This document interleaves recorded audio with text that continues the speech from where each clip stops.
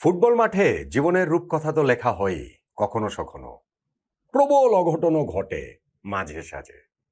তাই বলে বিশ্বকাপের রাউন্ড অফ 32 ম্যাচে কাবো ভের্দে হারিয়ে দেবে আর্জেন্টিনাকে? মাত্র 5,30,000 জনসংখ্যার যে দেশটি প্রথমবারের মতো বিশ্বকাপ খেলতে এসে নকআউট পর্বে উঠে যাওয়াটা যে বিশাল চমক, সেটা তো এক বাক্যে স্বীকার করে নেবেন সবাই।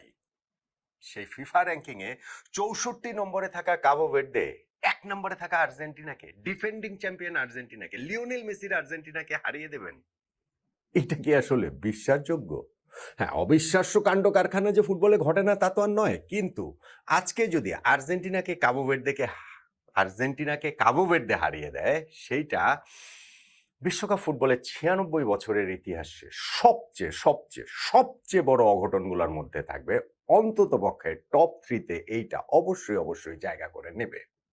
হ্যাঁ, এই বিশ্বকাপের নিজেদের প্রথম ম্যাচে স্পেনকে যে রুখে দিয়েছে কাবো ভের্দে, অঘটন। এই বিশ্বকাপে প্যারাগুয়ে যে জার্মানিকে টুর্নামেন্ট থেকে আউট করে দিয়েছে নকআউট পর্বে, অঘটন। কিন্তু কাবো ভের্দে যদি আর্জেন্টিনাকে বিশ্বকাপ বিদায় করে দেয়, এই অঘটনের তুল্য ফুটবল ইতিহাসে, ওয়ার্ল্ড কাপের ইতিহাসেই খুব বেশি ম্যাচ আপনি আসলে খুঁজে পাবেন না। ধরেন 1950 বিশ্বকাপে তখন যে ইউএসএর সঙ্গে খেলা হয়েছিল ইংল্যান্ডের, এবং এখন ইউএসএ ইংল্যান্ড খেলা হলে যদি ইউএসএ হারিয়ে দেয় ইংল্যান্ডকে, সেইটা অত বড় অঘটন হবে না। কিন্তু ওই যুক্তরাষ্ট্রের কাছে ফুটবলটা ভীষণই অপরিচিত ছিল 1950-এর ওই সময়টাতেও, এবং সেইখানটাতে যখন 1-0 গোলে যুক্তরাষ্ট্র জিতে যায় ইংল্যান্ডের বিপক্ষে, ফুটবলের জন্য ইংল্যান্ডের বিপক্ষে, এবং খেলাটা হয়েছিল ব্রাজিলে। তখনকার দিনে তার এই যোগাযোগ ব্যবস্থা এরকম ছিল না, যেইখানে মানে ওই বার্তাটা যেভাবে গিয়েছিল ইংল্যান্ডে, তো তাতে মনে হয়েছিল এটা প্রিন্টিং মিস্টেক হয়েছে, যে 0-1 হয় কিভাবে, যে ইংল্যান্ড 0 যুক্তরাষ্ট্র 1 হয় কিভাবে, হয়তো বা ইংল্যান্ড 10 যুক্তরাষ্ট্র 1, এইভাবেই একটা পরের দিনের ইংল্যান্ডের পত্রপত্রিকায় লেখা হয়েছিল বলে কিংবদন্তি তৈরি হয়েছে। এইটা যে ব্যাপারটা সত্যি তা না, মানে এরকম কোনো দালিলিক প্রমাণ নেই, কিন্তু এটার মাত্রাটা বোঝানোর জন্য যে এটা কত বড় শক ছিল যে 0-1 গোলে ইংল্যান্ড হেরেছে, সেইটাকে তাদের পত্রপত্রিকায় লিখছে যে না 10-1 গোলে ইংল্যান্ড জিতেছে, কারণ 0-1 গোলে কিভাবে এই ইউএস এর কাছে ইংল্যান্ড হারে। সো আজকেও যদি কাবো ভের্দে হারিয়ে দেয় আর্জেন্টিনাকে, আমার কাছে ওইটা অত বড় শকই মনে হবে। ফুটবল বিশ্বকাপের ইতিহাসে আমি বলছি সর্বকালের সবচেয়ে বড় শক গোলের একটা হবে। সো সর্বকালের সবচেয়ে বড় শকগুলো কি আর অনুমান করা যায় নাকি? কোনোভাবেই না। এবং সেই ক্ষেত্রে আমার সহজ অনুমান হচ্ছে গিয়ে আর্জেন্টিনা এই ম্যাচটা জিতবে।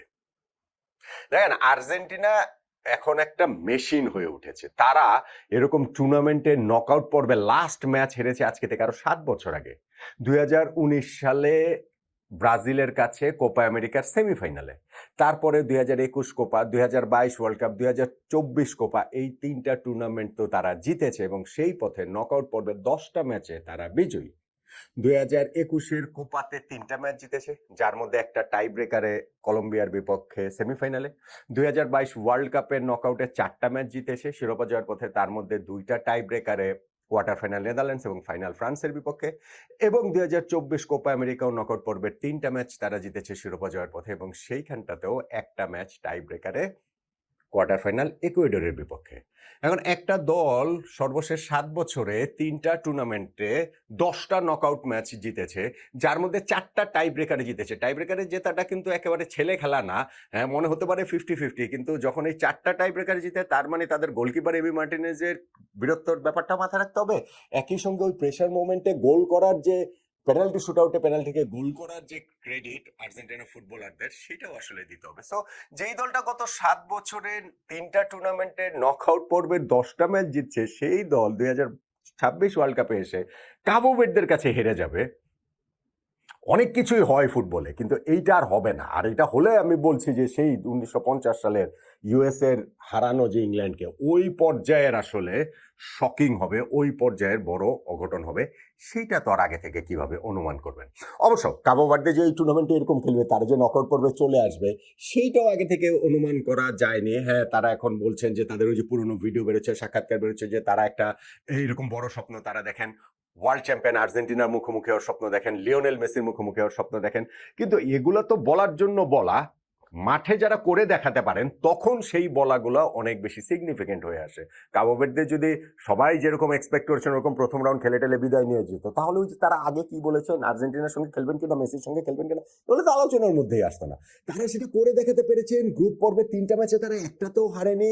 স্পেন, উরুগুয়ে, সৌদি আরব সবগুলোর সঙ্গে ড্র করে তারা গ্রুপ রানার্স আপ হিসাবে এখানে রাউন্ড অফ 32-তে চলে এসেছে। আর্জেন্টিনা মেসির মুখোমুখি হচ্ছে, সেই কারণেই ওই আলোচনার জায়গাগুলো হচ্ছে। এবং সেই আলোচনায় কাবো ভের্দের সিম্বল হয়ে আছেন ভোজিনিয়া, তাদের গোলকিপার। ভোজিনিয়া এই টুর্নামেন্ট শুরু হওয়ার আগে তাকে কজন চিনত, ফুটবল বিশ্বের বা কজন চিনত? আচ্ছা, কেউ যে চিন্ত না বিষয়টা তার তা না, নিশ্চয়ই চিন্ত। যেমন ধরেন একটা এখানে একটা মানে সূচক দিয়ে মাপা যায় যে ইনস্টাগ্রাম ফলোয়ার, যেহেতু এটা তো অনেক বেশি নিয়ে আলোচনা হয়েছে। এই ওয়ার্ল্ড কাপ শুরু হওয়ার আগে ভোজিনিয়ার ইনস্টাগ্রাম ফলোয়ার ছিল 45,000-এর মতো। তো ঠিক আছে, 45,000 লোকই যে তাকে চিনতো তা তো নিশ্চয়ই আরো অনেক বেশি লোক চিনতো, কিন্তু অ্যাটলিস্ট 45,000 তার ফলোয়ার ছিল। এবং তারপরে স্পেনের বিপক্ষে ওই প্রথম ম্যাচটাতে তার হেরোইক্স, এবং তারপরে ওই পরের 2টা ম্যাচে ধারাবাহিকতা ধরে রাখা, কাবো ভের্দের এই যে টুর্নামেন্টের নকআউট পর্বে চলে আসা, এখন সেই ভোজিনিয়ার ইনস্টাগ্রামে ফলোয়ার হচ্ছে গিয়ে 1,75,00,000। টুর্নামেন্টের শুরুতে ছিল 45,000, এখন সেটা 1,75,00,000। মানে ভাবা যায় কিরকম বিস্ফোরণটা ঘটেছে। এবং নিশ্চয়ই তার চেয়েও আরো অনেক বেশি লোক এখন হচ্ছে গিয়ে ভোজিনিয়াকে আসলে চেনেন। এবং তার ওই পারফরমেন্সের কারণে, তার ওই মানবিক স্টোরির কারণে, সেই স্টোরি তো কাবো ভের্দের অনেকেরই আছে, সবারই ধরেন ওই জায়গাটাতে কম বেশি থাকেই। এখন যেমন তিনি বলছেন যে স্বপ্ন দেখছেন যে এই ম্যাচটা তিনি জিতবেন, তারা সে আশা করছেন, আশা ছাড়া আসলে খেলবেন কেন, কিন্তু লিওনেল মেসির পেনাল্টি শট ঠেকিয়ে দেওয়ার স্বপ্নটা তিনি দেখছেন। লিওনেল মেসি এই ওয়ার্ল্ড কাপে একটা পেনাল্টি মিস করেছে, আচ্ছা ধরেন এইটা ধরেন হলেও হতে পারে, কিন্তু কাবো ভের্দে হারিয়ে দেবে এই আর্জেন্টিনাকে, ফাইনালি গিয়ে তারা রাউন্ড অফ 16-এ উঠে যাবে রাউন্ড অফ 32 থেকে, এইটা আমার কাছে হচ্ছে গিয়ে টু বিগেস্ট শক। এবং ওইটা আসলে অ্যাবজর্ব করা ফুটবল বিশ্বের জন্য কঠিন হবে।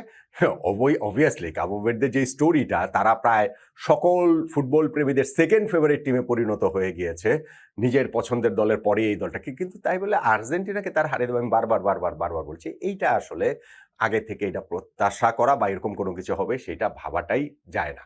হ্যাঁ, ওই যে এক ওঝা আছে না, তিনি বলেছেন যে আর্জেন্টিনাকে হারিয়ে দেবে কাবো ভের্দে।